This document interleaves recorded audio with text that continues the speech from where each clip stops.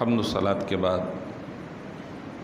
تمام سامعین و حاضرین السلام علیکم ورحمۃ اللہ وبرکاتہ۔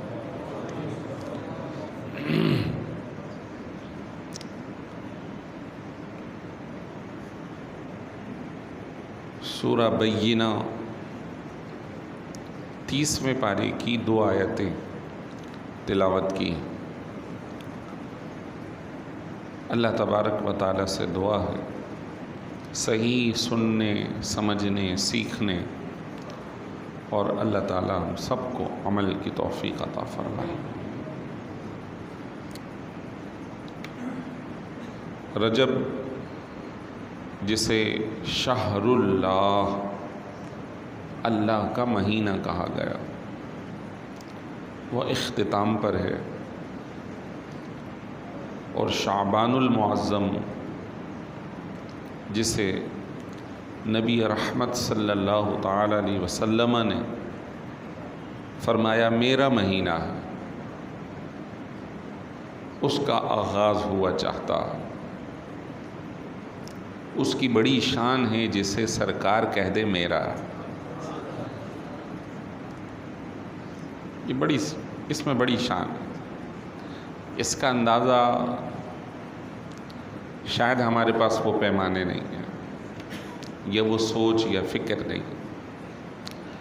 اس کو سمجھنے کے لیے یوں سمجھ لیں کہ کوئی بھی عزت والا فلاں،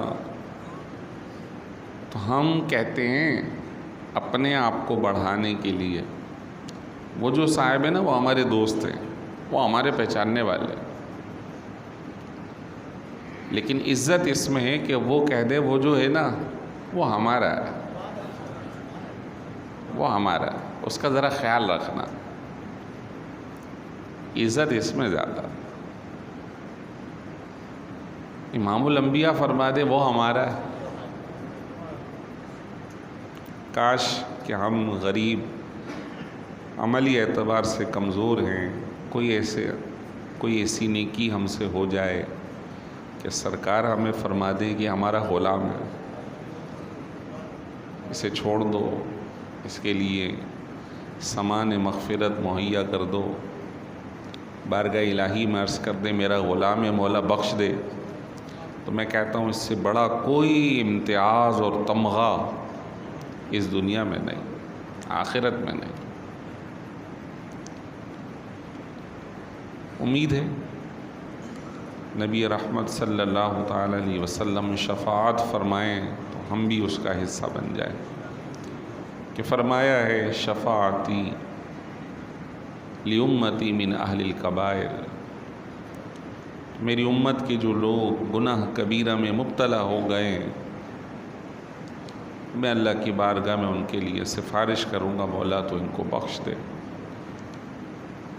اللہ تعالی ہم سب کو شفاعت کبریٰ عطا فرمائے، سرکار کی شفاعت سے بہرہ مند فرما دے، کہ یہ بڑی سعادت۔ رجب کا مہینہ اختتام پر، اور اس بابرکت مہینے میں سرکار دو عالم صلی اللہ تعالی علیہ وسلم معراج پر تشریف لے کر گئے، اور اللہ تبارک و تعالی کا دیدار اللہ تعالیٰ نے انہیں عطا فرمایا۔ حضرت سیدنا ابراہیم علیہ السلام سے جب ملاقات ہوئی 7ویں آسمان پر، تو حضرت ابراہیم علیہ السلام نے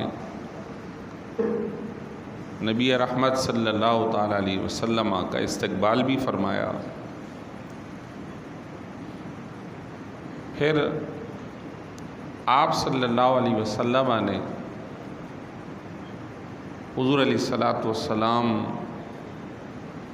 یعنی حضرت ابراہیم علیہ السلام نے حضور علیہ السلام سے یہ بات ارشاد فرمائی کہ اپنی امت کو یہ بات بتائیے کہ جنت کی جو زمین ہے بڑی زرخیز ہے، اس کا پانی بہت میٹھا ہے، اور اس کا جو سبزہ ہے وہ بہت دل نشین ہے۔ تو اپنی امت کو فرمائیے کہ وہ جتنا ہو سکے جنت کے باغات کو سرسبز کریں، ہرا بھرا کریں، اس زمین پر درخت لگائیں، اور وہاں پر سبزہ لگانے کے لیے انہیں یہ پڑھنا پڑے گا، یہ کہنا پڑے گا۔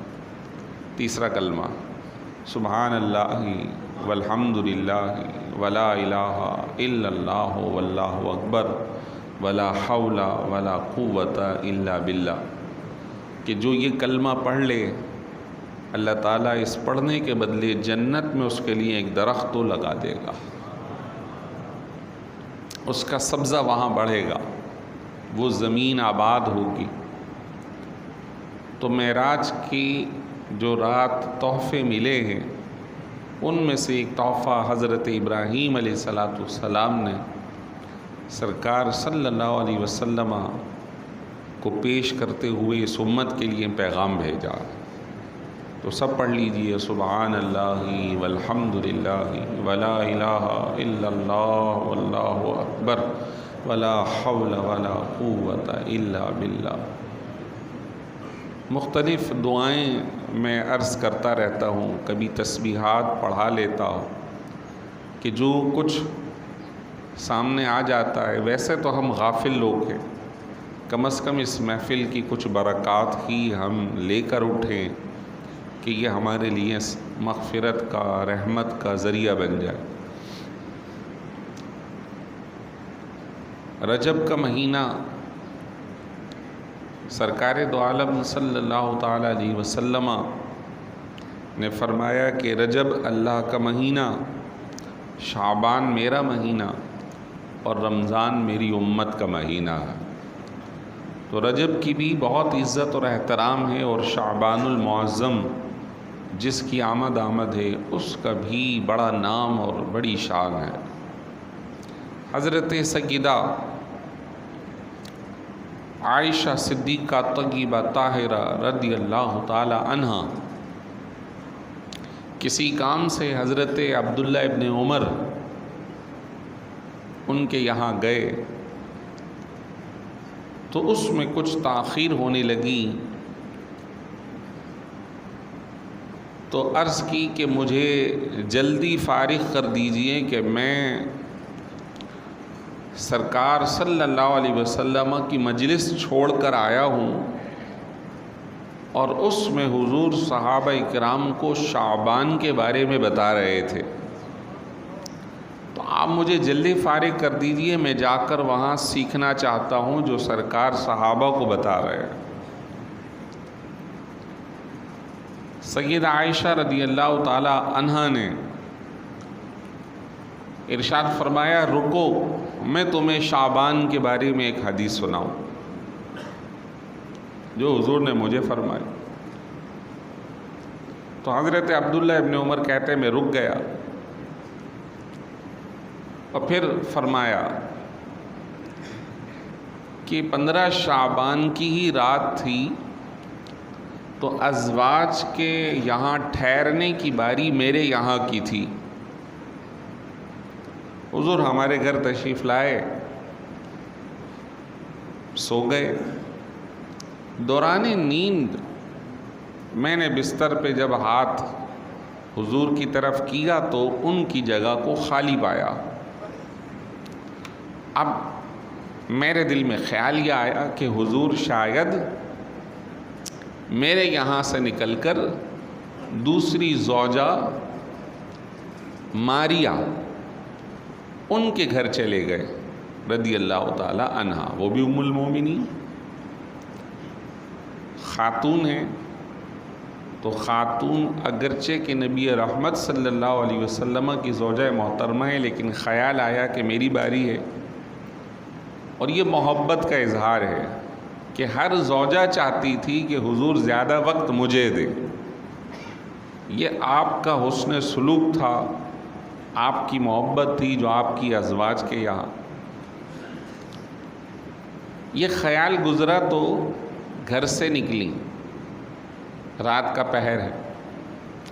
اب وہ حجرہ جو ہے وہ تو بی بی عائشہ کا وہی ہے جہاں آج سرکار دو عالم صلی اللہ علیہ وسلم آرام فرما ہے۔ اور بالکل اس کے پڑوس میں جو مسجد ہے جو آج ریاض الجنہ ہے، اس وقت اتنی روشنی کا اہتمام ہوتا نہیں تھا. تو اندھیرے میں جب وہ نکلی ہیں کہ میں دوسری زوجہ کے یہاں دیکھوں، تو جیسے ہی مسجد کے اندر قدم رکھا تو سرکار کے پاؤں سے پاؤں ٹکرایا، اور آپ صلی اللہ علیہ وسلم اس وقت مسجد میں نماز ادا کرتے ہوئے سجدے کی حالت میں تھے.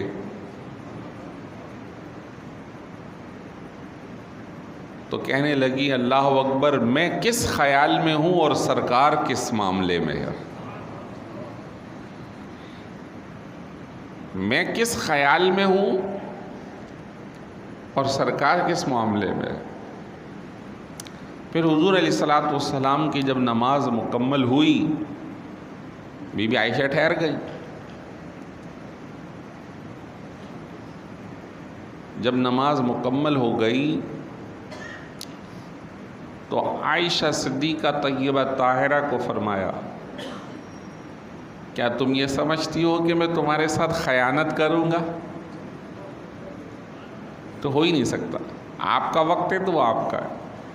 لیکن حضور کا معمول تھا کہ جب کسی بھی گھر میں جاتے تو اپنے وقت کو 3 حصوں میں تقسیم کرتے تھے.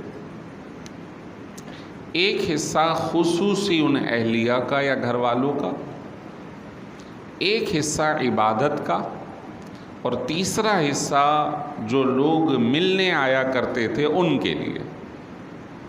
تو گویا اب یہ جو حصہ ہے وہ آپ کی عبادت کا ہے اور آپ عبادت میں مصروف ہیں. اور اس کے بعد ارشاد فرمایا، آج کی شب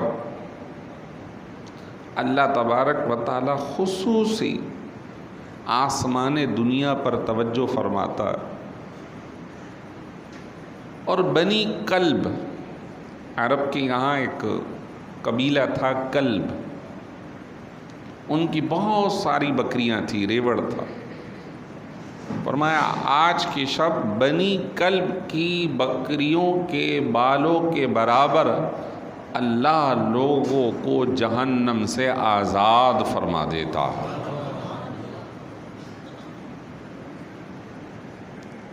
بنی کلب کی بکریوں کے بالوں برابر اللہ جہنم سے لوگوں کو آزاد فرما دیتا ہے. تو حضرت عبداللہ بن عمر رضی اللہ تعالیٰ عنہ کو بی بی عائشہ نے وہ حدیث سنائی کہ جس چیز کو سیکھنے تم جا رہے ہو ایک علم میرے پاس بھی ہے، میں تمہیں سکھا دیتی ہوں. حدیث شریف کا سننا اور سنانا یہی تو علم ہے، اور یہ علم ایسا ہے کہ جو اللہ نے اپنے حبیب کو عطا فرمایا اور نبی رحمت صلی اللہ علیہ وسلم نے امت کو عطا فرمایا. یہ کسی کارخانے میں نہیں بنتا، بلکہ کارخانہ قدرت نے بھرپور انداز میں سرکار کو عطا فرمایا. جس تک عقل کی کوئی رسائی نہیں ہے، یہ سراپا علم نبوت ہے. یہ سراپا علم نبوت ہے جو اللہ تعالیٰ نے آپ کو عطا فرمایا. اور ایک حدیث شریف یوں بھی ہے کہ بی بی عائشہ وہاں سے نکل کر جب باہر نکلی تو آپ نے سرکار دو عالم صلی اللہ علیہ وسلم کو جنت البقیع میں دیکھا کہ آپ وہاں دعا فرما رہے ہیں. اور وہاں پر بھی حضور نے پھر اسی طرح ارشاد فرمایا کہ بنو کلب کی بکریوں کے بالوں برابر یا بکریوں برابر اللہ تعالیٰ جہنم سے آزاد کرتا ہے. اسی وجہ سے 15 شعبان المعظم کی جو شب ہوتی ہے اسے شب براءت کہا جاتا ہے. براءت کا مطلب بری اور آزاد. تو کیونکہ اللہ تعالیٰ جہنم سے مسلمان جو گناہگار ہیں انہیں آزاد فرما دیتا ہے، اس وجہ سے اس شب کا نام شب براءت رکھا گیا. اب وہ شب آنے والی، ایک حدیث شریف میں ہمارے منصوبے اور اللہ کے منصوبے، فرمایا کہ جب 15ویں شعبان آتی ہے تو اللہ تبارک و تعالی فرشتوں کو، خصوصاً ملک الموت اور ان کی جماعت کو حکم دیتا ہے کہ فلاں فلاں بندے کا نام آئندہ سال زندہ رہنے والوں میں سے کاٹ دو اور وہ اپنے پاس سنبھال لو۔ تو ان بندوں کے نام آئندہ سال والی فہرست میں سے نکال دیا جاتا، اور وہ نام حضرت اسرائیل علیہ السلام اور ان کی پوری جماعت کے سپرد کر دیے جاتے۔ بندوں کو نہیں معلوم، ہمیں نہیں معلوم،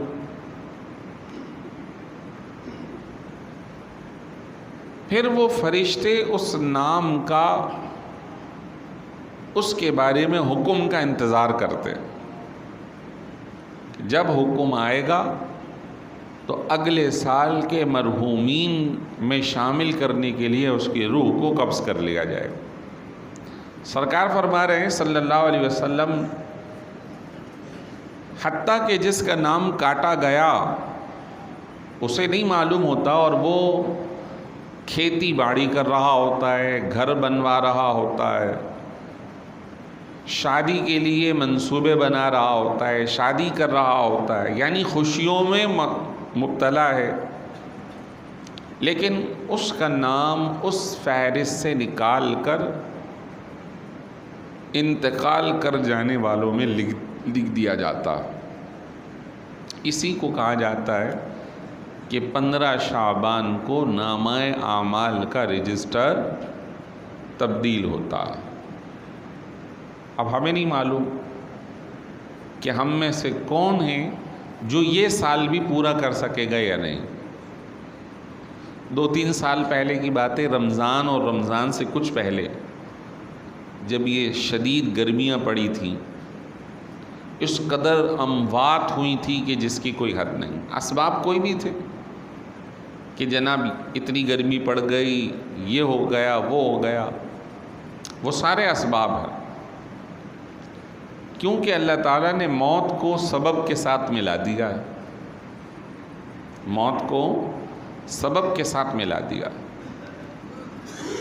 اس بارے میں بھی بعض علماء یہ روایت بیان کرتے ہیں کہ شروع میں حضرت اسرائیل علیہ السلام جب کسی کی روح قبض کرنے آتے تھے تو بھری مجلس کے اندر کوئی بندہ بیٹھا ہے، اس کا وقت آ گیا ہے، وہ باتیں کر رہا ہوتا تھا، حتیٰ کہ اس کے منہ میں ہاتھ ڈال کر اس کی روح کو نکال کر لے جایا کرتے تھے۔ تو لوگ حضرت اسرائیل علیہ السلام کو برا کہنے لگے کہ یہ ایسے ہیں کہ اہتمام ہی نہیں کرتے، کسی چیز کا خیال ہی نہیں کرتے، جب چاہتے آتے روح قبض کی اور چل دی۔ تو بارگاہ الہی میں عرض کی کہ مولا میں تو تیرے حکم کا پابند ہوں، جبکہ لوگ اب مجھے یہ کہہ رہے ہیں۔ تو اس کے بعد اللہ تبارک و تعالیٰ نے موت کو سبب کے ساتھ ملا دیا۔ اب موت اس طرح نہیں ہو رہی ہوگی کہ روح، بلکہ سبب کے ساتھ جوڑ دیا۔ ایکسیڈنٹ ہو گیا، اس میں انتقال ہو گیا، ایکسیڈنٹ سبب ہے، اصل اس کی روح نکلنے کا وقت وہ ہے۔ سو رہا تھا، سوتے سوتے اٹیک ہو گیا۔ اٹیک کا مطلب ہی یہ دل بند ہو جانا، بھائی جب موت ہوگی تو دل تو بند ہوگا ہی ہوگا۔ لیکن اب ہم ذہنی طور پر اسباب کی طرف جاتے ہیں، یہ اللہ کی طرف سے ہمارے لیے مقرر کر دیا گیا۔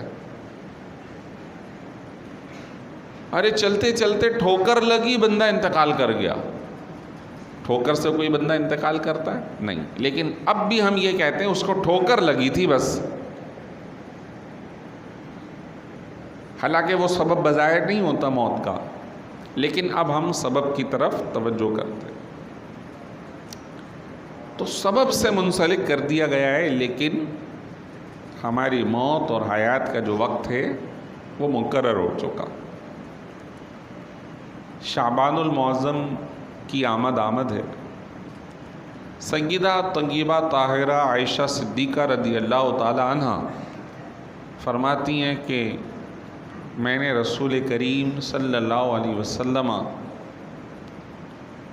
کو رمضان کے بعد جس مہینے میں سب سے زیادہ روزے رکھتے ہوئے دیکھا وہ شعبان المعظم کا مہینہ تھا۔ کچھ 2-4 روزے چھٹتے تھے، ورنہ حضور پورے مہینے کے روزے رکھا کرتے تھے شعبان المعظم میں۔ جیسے میں نے شروع میں عرض کیا کہ اس کو نبی رحمت صلی اللہ علیہ وسلم نے فرمایا میرا مہینہ ہے، تو اس کی شان تو ویسے ہی بڑھ جاتی ہے۔ بعض علماء نے اس کی تشریح یوں بھی فرمائی کہ جب سرکار صلی اللہ علیہ وسلم نے فرمایا کہ میرا مہینہ ہے، تو اس مہینے میں خصوصی اہتمام درود پاک کا کرنا چاہیے۔ کس چیز کا؟ درود شریف کا۔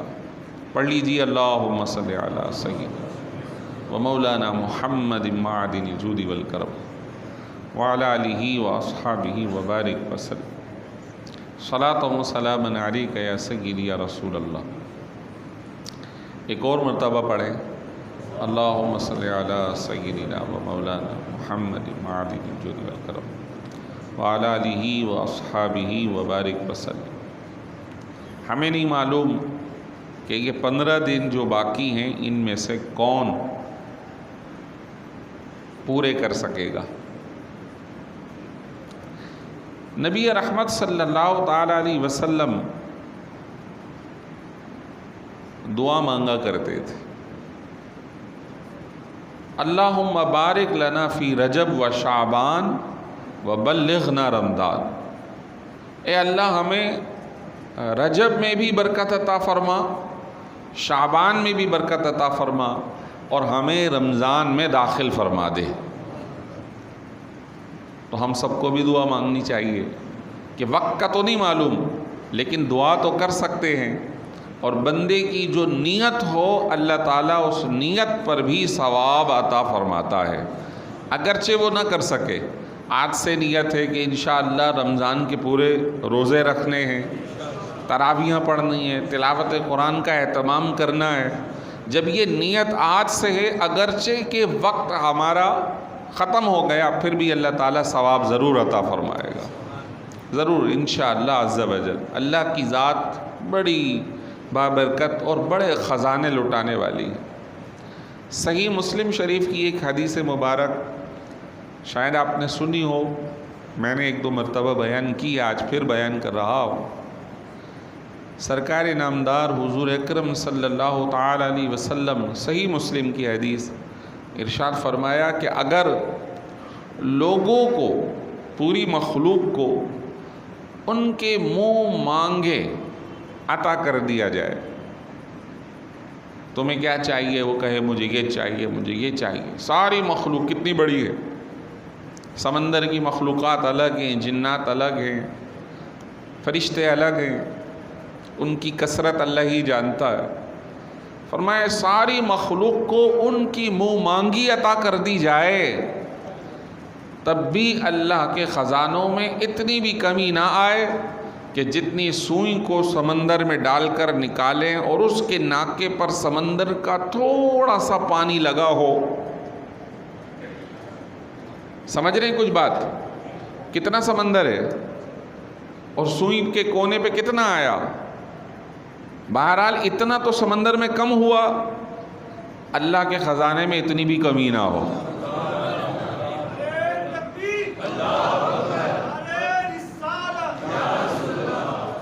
اللہ کے خزانے میں اتنی بھی کمی نہ ہو، وہ بہت زیادہ قادر ہے عطا کرنے پر، بہت زیادہ۔ لہذا اللہ کی ذات سے پر امید رہنا چاہیے۔ مایوسی مسلمانوں کے لیے منع کی گئی، لا تیأسوا من روح اللہ، اللہ کی رحمت سے مایوس مت ہو۔ انہ لا ییأس من روح اللہ الا القوم الکافرون، اللہ کی رحمت سے صرف کافر مایوس ہوگا۔ کبھی بھی اپنی ذات میں مایوسی کو پیدا نہ کرو۔ اللہ تبارک و تعالی ہر موقع ہر لمحے پر اپنی رحمت ہمیں عطا فرما رہا۔ کبھی آزمائش ہوتی ہے، اس پہ صبر کیا جائے، اس پہ دعا کی جائے۔ اس آزمائش جس کو ہم سمجھ رہے ہوتے ہیں آزمائش ہے، آپ اور میں اگر غور کریں گے اس آزمائش کے باوجود ہزاروں نعمتیں اللہ کی ہمارے ساتھ چل رہی ہوں گی۔ کسی ایک کونے پر آزمائش ہو رہی ہوگی، لیکن اس نقطے کے علاوہ پورے دائرے میں دیکھیں گے ہر طرف رحمت ہی رحمت ہے۔ اگر وہ ساری چھین لے تو پھر کیا ہو؟ اس ایک کونے پر آ کر لوگ مایوسی کی باتیں کرتے ہیں، حتیٰ کہ اللہ کے وجود کا انکار کر دیتے۔ کل ایک ہمارے بھائی نے ایک مسئلہ، بلکہ آج صبح فجر میں ہی، کہ ایک شخص کا انتقال ہو گیا، اس کی بیٹی وہ اللہ کا بھی انکار کر رہی ہے کہ میں نہیں مانتی اللہ کو، اس نے میرے باپ کو بلا لیا اور دروازہ بند کر کے پڑی ہوئی ہے۔ ارے تو اللہ کو نہ مان، تیرا سانس کون چلا رہا ہے؟ تیرے ہضم کی کیفیت کون چلا رہا ہے؟ تیرے لیے آکسیجن کس نے چلا رکھا ہے؟ تیری زندگی کی خوبصورتی کس نے بحال کر رکھی ہے؟ تیری طاقت چلنے پھرنے کی کس نے کر رکھی ہے؟ تیرا یہ حسن و جمال، تیری جوانی کس نے عطا کی ہے؟ تو نہ مان، تیرا جسم، تیری کیفیت، تیری عقل، تیرا سانس، تیرا رواں اللہ کی قدرت کا، اللہ کے خالق ہونے کا اور اللہ کے مالک ہونے کا اظہار کر رہا ہے۔ تو نہ مان، لیکن نہ مان کے وہ اپنا ہی نقصان کر رہے۔ اگر مانے اور اپنے سر کو جھکا لے تو اسی میں اس کی کامیابی ہے، اسی میں۔ اللہ ایسے لوگوں کو ہدایت عطا فرمائے۔ اصل مسئلہ ہے دین سے دوری، دین سے وابستہ رہنا ہے، بزرگوں کے ساتھ جڑے رہنا ہے، کہ ان کے ساتھ اٹھنا بیٹھنا انسان کی تربیت کرتا ہے، اسے اس کو آخرت کی یاد دلاتا ہے۔ اور موت تو اتنی اٹل چیز ہے کہ کڑے سے کڑا اللہ کا نافرمان، کڑے سے کڑا اللہ کو نہ ماننے والا، وہ بھی موت کا انکار نہیں کر سکتا۔ فرعون جیسا شخص خدا ہونے کا دعویٰ کرنے لگا، لیکن جب موت آئی، روح قبض ہونے لگی، تو کہنے لگا کہ میں موسیٰ اور بنی اسرائیل کے رب پر ایمان لے آیا، آمنتو، میں لے آیا ایمان، لیکن وہ وقت ایمان قبول نہ ہونے کا ہے۔ فرمایا آلان وقد عصیت من قبل، اب مان رہا ہے، اس سے پہلے نافرمانی میں لگا ہوا تھا، اس سے پہلے کہہ رہا تھا انا ربکم الاعلی، میں تمہارا رب، بڑا رب ہوں، اب تیری بات قابل قبول نہیں ہے۔ لہٰذا جب تک سانس چل رہی ہے فوراً توبہ کی جائے، اللہ کی طرف رجوع کیا جائے۔ اللہ تعالی ہم سب کو توبہ ہمیں عطا فرما دے، ہماری بخشش فرما دے، اور اللہ تعالی ہم سب کو معاف فرما کر اپنی رحمتوں کا جو مورد ہے وہ بننے کی توفیق عطا فرمائے۔ وآخر دعوانا ان الحمد للہ۔